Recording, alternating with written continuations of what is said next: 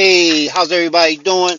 Had a wonderful day today, focusing on my information, and I really wanted to freestyle just a little bit more, and then I may be able to get to the book. I think this freestyle is good because it's coming directly from my gut, and also it's talking about how can I say things that I've studied over time, and I wanted to share. So the first part I wanted to talk about was cults in terms of Scientology. Now, Scientology was supposed to be something that was connected to the guy named Aleister Crowley. So Aleister Crowley supposed to have been connected with this dude named Jack Parsons. So he really was supposed to be some type of jet professor. I think at SoCal at the time, and Jack Parsons was supposed to have blew himself up. So uh, there was a book called Do What You Will. And this guy by the name of Aleister Crowley, he was supposed to have been a quote unquote, supposed to have been the most evil person on the planet. And he was supposed to be Satan incarnate as a man and all the rest of this. So this guy named L. Ron Hubbard, Um, I know that Ron stands for Ronald. The L is a French sounding name. I can't recall it right now. But he was supposed to have been some type of science fiction writer who, amongst his colleagues, had said that he was going to create a religion, get it passed by the government, and get rich, basically.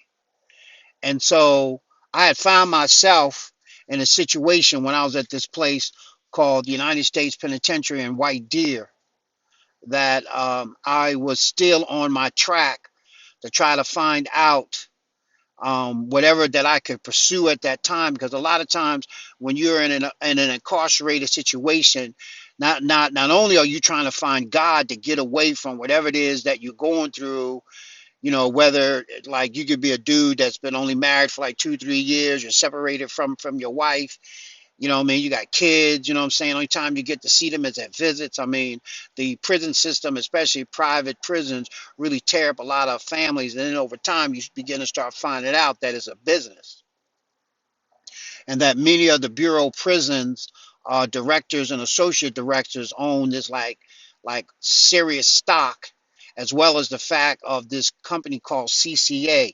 That's Corrections Corporation of America. Look it up. Look it up. Look the information up.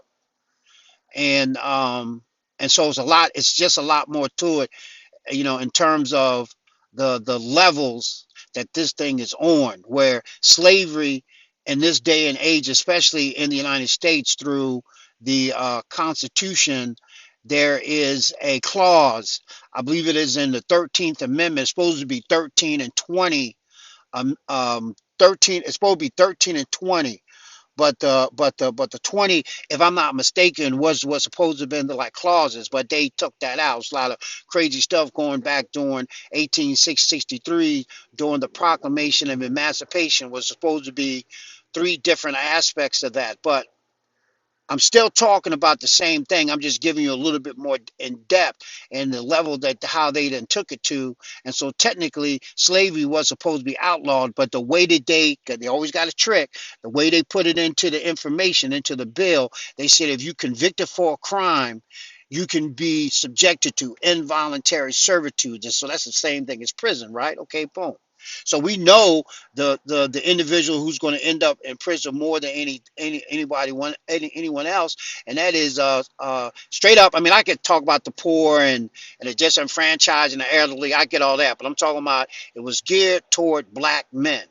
You remove the black man from the family must collapse, or the females have to run to what at that time was supposed to be called the slave masters, but it's on another level right now. But it's okay though, because the supreme being is about to unravel all that. They can't even get prepared for him.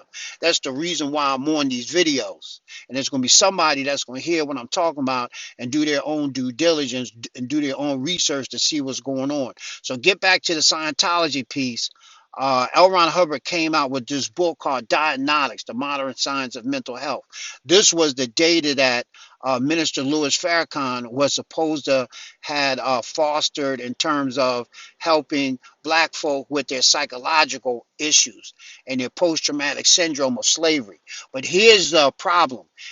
This is what I found out. Anytime that is not one of us that put it down and we're held to a higher standard, the generally the European is going to put a back door where if it's 98% correct but 2% false, they make the whole demonstration false, especially if they keep you in the same place.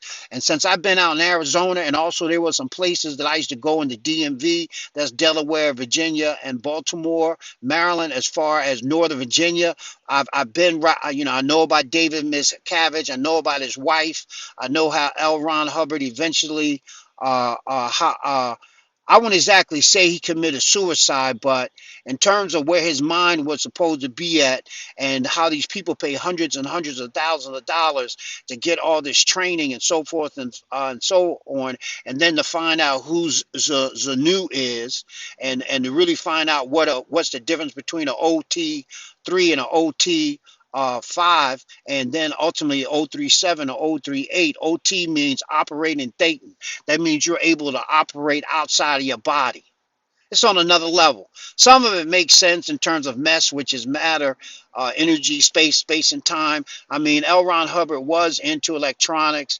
A lot of his background was a myth that he created to make himself seem larger than life. As far as I'm concerned, at the end result, do I still respect him in terms of what he tried to do? I think he may have started out doing certain things, but at the end of the day, I'll put it like this. I went to his house in Arizona off of 44th Street, and what I didn't know was that his house is designated as a historical site through the Department of Interior. So in my mind, and it's a plaque outside. I mean, it definitely isn't fake. So I said to myself, there's got to be something to this, especially when he was part of the ONI, which is the Office of Naval Intelligence in Suitland, Maryland, and he was involved with naval intelligence, which is aligned toward other agencies in the United States, like the NSA, which is the National Security Agency, the CIA, which is the Central Intelligence Agency, and of course the FBI. Because a lot of what he did was super, super, super slick. Because he created a religion, and a religion can't be taught. So all he did was he got on ships and created what they call the Sea Org, so that he would be in what's called maritime waters. That means that no country could control him. I mean, like the thing is on, and all they did was amass data on people, just like J. Edgar Hoover did, and he was the director of the Federal Bureau of Investigation. But this is what I want y'all to think about: when J. Edgar Hoover died, who got them files? Who got them files? And this was files on like actors, singers, congressmen, lawmakers. It didn't really matter, right? So what am I saying in terms of Scientology? I mean, in terms like this, is how I look at it. I found out that they may do certain stuff, but it's a trick. Because once you know the street and know game, you just recognize game, right? So at the end of the day, this is what I found out: the black folk that they do attract, they play them like an instrument. But these people paid, because most of their spots is in historical spots. Like they stuff is on ley lines. I mean, like it's on another level where they got it, but it's still second. And second is the supreme being and what that's all about. So in terms of Scientology, as long as it don't deal with an individual like me, and as far as getting us on point, and still our education for children is messed up, it don't matter. So in terms of Scientology, it's not what it appears to be. And I studied every single thing. I haven't studied this book called 8008. Now 8008, even for you to understand it, you're supposed to be on another level. The lady was looking at me all crazy, like, yo, you're not supposed to be down with that. But guess what? The Lord dropped that in my hand, and in fact, I still got it. My point is, Scientology is not for individuals who are considered of African descent, now enslaved in America, that we call uh, African Americans, and then we have individuals that are called Moors that are seeking their nationality and know certain things that you have to do to be recognized, and even it's higher than that. So Scientology, no, not for us. Now, the other guy, I wouldn't even call him a guy because I really don't really know, like really know. But I was in this spot called Edgefield, South Carolina. That was my last place that I was at, right? And check this out. It was so slick that when my people came to get me, there was a line where they was yellow that you could only cross unless an individual tell you, right? So as I'm got all my stuff, I'm done. I sign off all my paperwork and whatnot. As I'm getting ready to cross the line, this lieutenant said, "Stop!" Right? I stopped in midair, held it. He said, "You can continue." I said, "Okay." So I see what I'm dealing with, and not only that, when they release me, they got these white trucks, right? So I don't know if y'all heard what an MP5 is, but an MP5 is a mini submachine gun that's specifically used by MI5 and MI6 in Interpol and Scotland Yard. They had them outside with the doors blocking them, but I knew that they had submachine guns. I'm getting ready to go home, and guess what I'm asking myself? Why do y'all got submachine guns out? And this is when it hit me, but not totally.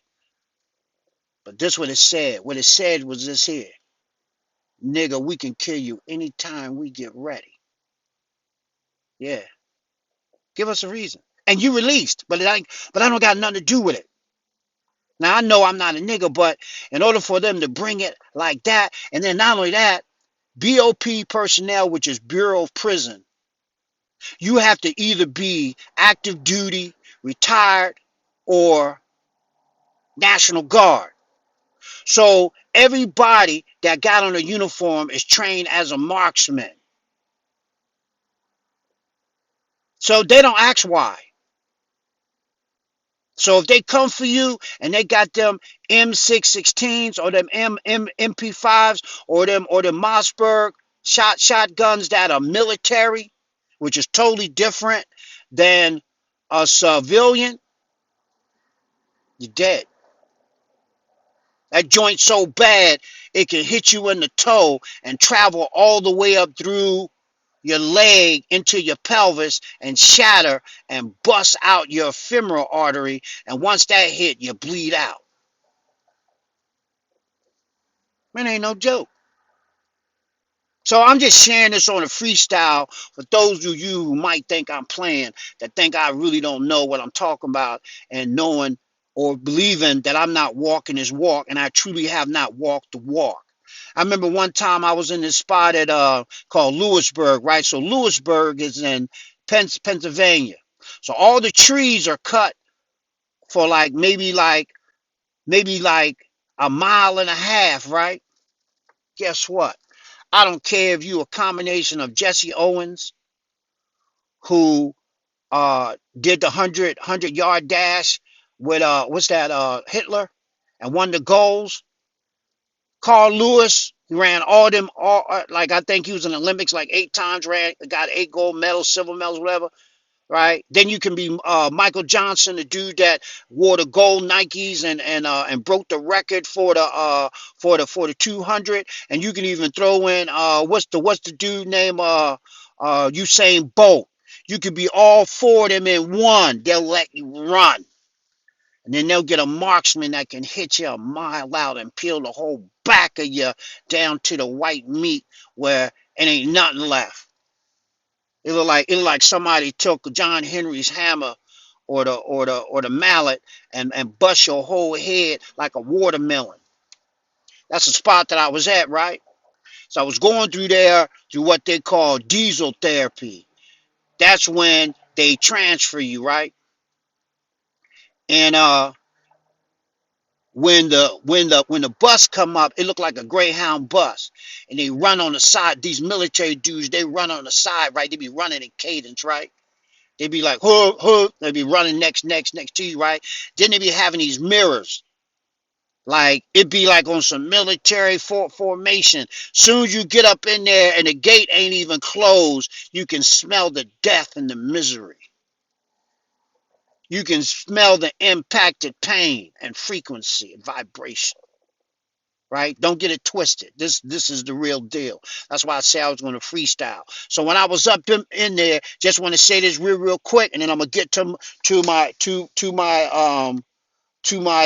information on Malachi Z. York. Um, I thought they had accidentally, but I don't know, right? They put me in a death row cell. Now let me explain to you what a death row cell is. It's a cell within a cell within another cell, and then it's the smell that you get. I asked the dude, I say, excuse me, CEO, I'm being polite. Am I in the wrong spot? No, he say, that cell's for you. Like that cell's for me. Like what's in my stuff? And I was one of the cool dudes. So how did I even get up? So I'm saying my training was going on back then. So getting back to Malachi Z. York, I was in the spot in it was called Edgefield, South Carolina. You can pull it up on your laptop that want to see, somebody that just want to do the research on your phone, right? It's called FCI Edgefield. It still exists today, right? What happened was I had reached certain levels of understanding, and I was doing research on this one individual, excuse me, named Dr. Malachi York. So Dr. Malachi York, my understanding wasn't adapt. He's supposed to be part of the Ansar Nation. They supposed to be connected in Brooklyn, and they bought all this land, down in Georgia, and it was in an area called Eatonton, right?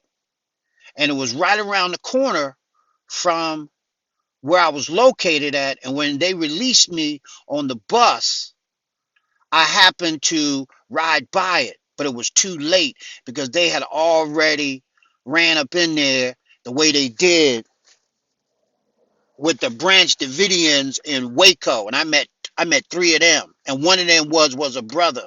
That's another story I want to talk about with David Koresh. He's supposed to have been a cult leader, right? So the reason why I'm talking about cults and the tie-in is that what I'm talking about, it ain't no cult because the root is going to be religious based under 1099. It's already done. Noble Drew Ali has already put it done. He say, look, I give you the information. It's up to you to take it to the next level. I know exactly what I'm doing. Just like how the Jews got Jewish schools for Jewish kids, the Amish got an area where they stick to themselves and they look out for one another and they on point. See, my whole thing is this: I know certain people when I lay down what I got mine, certain people ain't gonna get it. Get with it. I get that, but it ain't for them.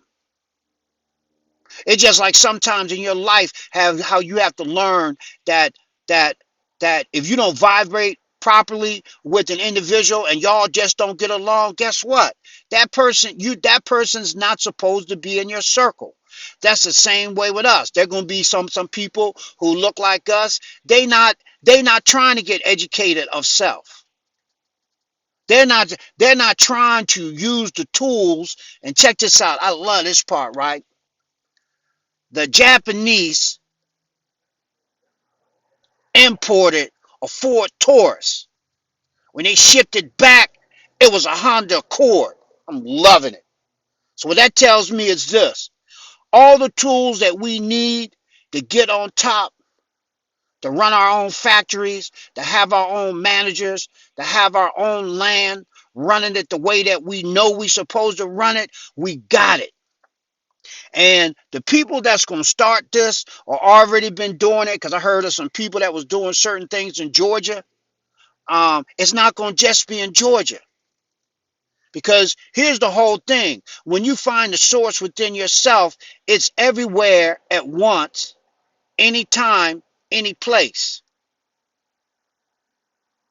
And when you really understand the science of what you're doing and you get out your own way and then you get rid of them prompts and then you understand that a man who controls his thought begins to control his effect opposed to being a man who's caught up in circumstances, he then start to understand the science. There's certain sciences, and I'm working on them. But the reason why I was talking about Malachi York was he's supposed to be an ADX, right? So I wrote him twice, right? So they sent my stuff back because they said that I wasn't on his mailing list. So the word was they ran up in there because some people had accused him of child molestation and all the rest, right? So I personally don't know him, but here's what don't make sense to me. What what doesn't make sense to me is that you're from New York, you're from Brooklyn, you know what time it is, you know how the street rolls, right? They say he plagiarized, but in his books, he's supposed to wrote all these books, right? But my position is this: regardless what he got from wherever he got it at, there's always been people who took our stuff. So who do the stuff really belong to just because somebody else put it down as intellectual property and is registered and it's under a trademark? We dealing with one of the greatest thieves that ever lived. And you're gonna clown a man, and I've studied this stuff. Now, because I wasn't there and whatever that was going down and this, that, and the other, and I was looking at some of the pictures, right, when he was going to court, and I studied polite, I study I think his son is called Prince York, I believe, and just people recounting their statements or whatever. I'm just saying that Malachi York had this organization called the Melchizedek. So these were supposed to be the individuals who were wise, and they were the ones who manifested the symbols that we call Masons, which are the widow's son. See, many of us don't understand that if God is your father, you're automatically a what's that called, a widow's daughter or a widow's son. But you got to do your own research. I get it. For some people, it don't make no sense. You got people that's so locked into what they believe that even if they got some additional information to give them some insight, and they was at a cliff and they married to somebody and they two together, and one of them said, well, I believe what I believe, and it's the equivalent of I got to jump off this cliff. Well, the other person would hold on to him and jump off the cliff too, rather than look at the new data. Now, what I've learned the hard way is that wherever truth is at, where facts are at, even if it goes against my concepts, I got to go with the new data. That's the reason why I know that the God I serve and the God who controls everything, there's no way that he would condone war. That's number one, especially against humans. Here's the logic. Why would he allow something that he created to be destroyed? That's one level as far as the flesh. But this essence called the creator God, he thinks that when he sets man up against each other, that he's basically keeping man on the planet and man not evolving. And he knows that man is immortal, but he knows that man does not know that. the essence of the I within, the indwelling self, and that the root of this indwelling self is thought. So you know what I was thinking to myself real quick, other than Malachi Z. York and what was going on with that, and the brother doing the best that he could, from Planet Risk to Nine Bureau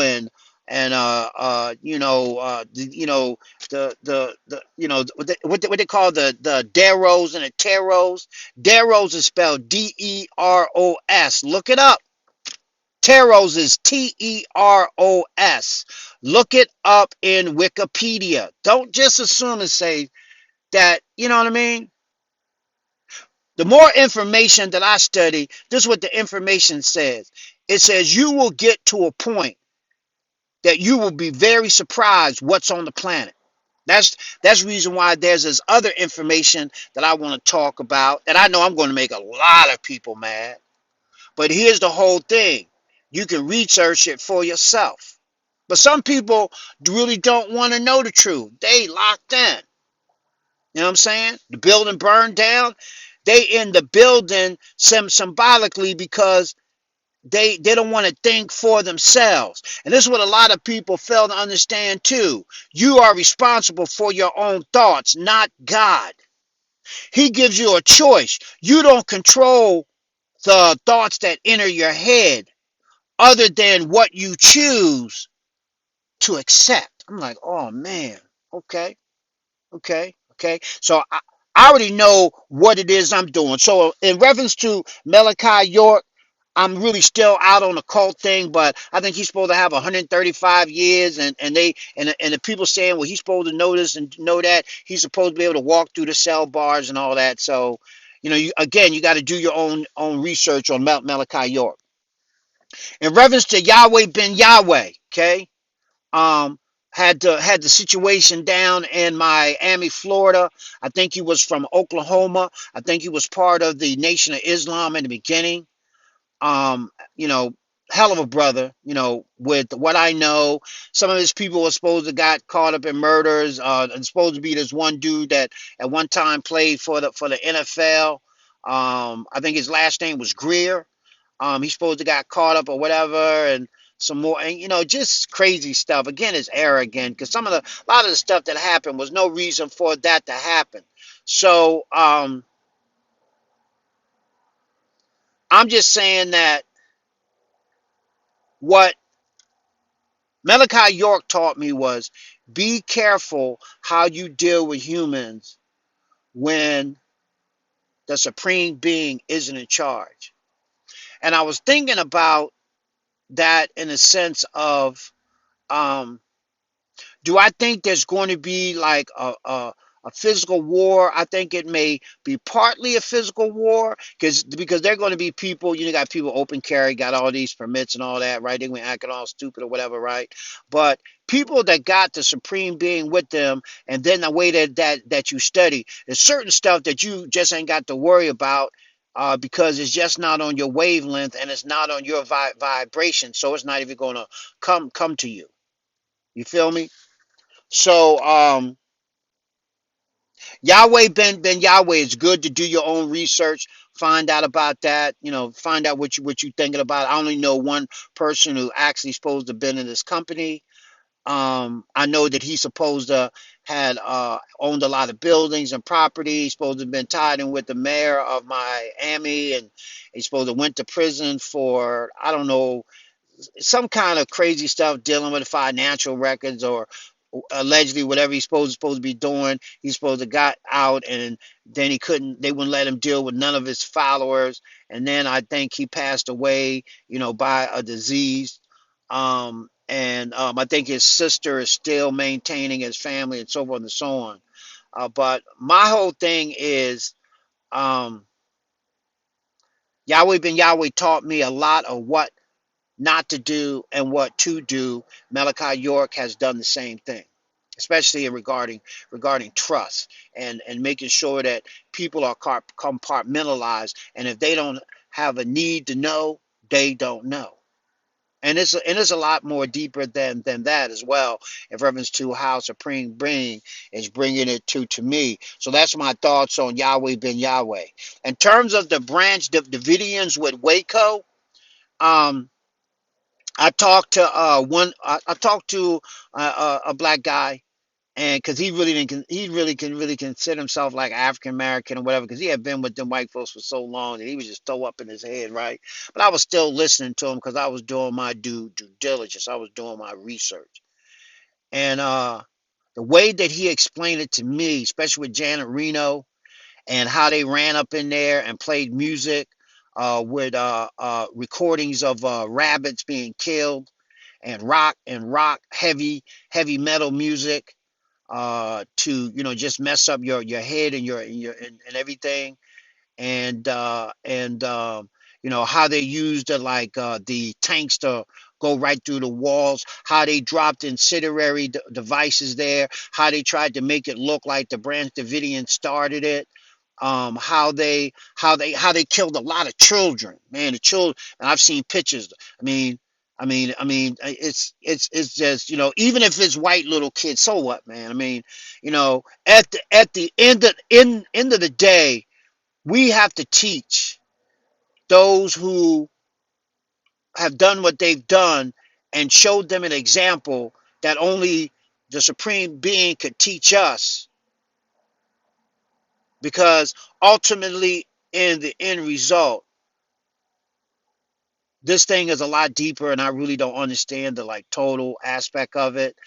But I know that it won't be no outright mass slaughter of us against them, even though they've done what they've done to us. It's going to be a higher level, based on the way that it's being shared on my heart. And so, was the Branch Davidians a cult? Well, let me put it like this. Anytime you don't do what the corporate United States wants you to do, and then anytime you messing with other people's minds and doing, especially if you using the Bible, I'm understanding that David Koresh was supposed to have been opening up the seventh seal and all the rest of the stuff. I ain't even talking about that. I'm talking about a nation within a nation with a religious charter that when you lay it down, they're not going to be able to touch it, because we got so much work to do. We got people that I consider African Americans got a good heart, and they so messed up that, as far as psychiatry, and that's the reason why I never deliberately went to a European psychologist, because that's the equivalent of a cat, and I'm a cat and you sending me to a dog, or you a dog and I'm a dog and you sending me to a cat, in terms of me getting understanding, or I'm a giraffe and you sending me to a hippo, even though we animate beings and we're animals, but it doesn't make any sense.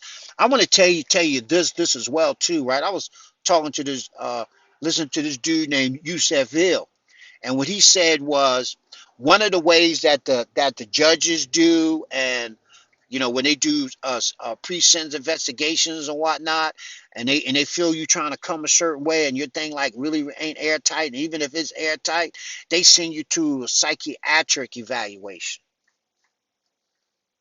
to make you seem like. So I'm like, okay, I got that. DSM-3, DSM-4, DSM-5, DSM-6. DSM mean diagnostic something or other manual, but it's the manual that they use to charge you or make you seem like you're crazy, based on their words on paper regarding psychiatric terms. But this is what happened to me one time. Some kind of way I was talking to this one psychiatrist in this prison in Jessup, Maryland, right? And the conditions that they had us was atrocious. Like the pipes were dripping sewage over over top of us on our beds. And that's just the beginning. Let's don't even talk about the showers and just the crazy stuff that was going on.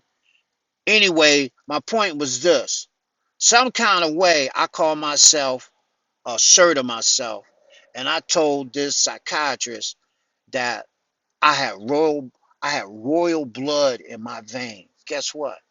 Man, they came and got me and put me in the psych ward. I'm like, yo, what am I doing here for?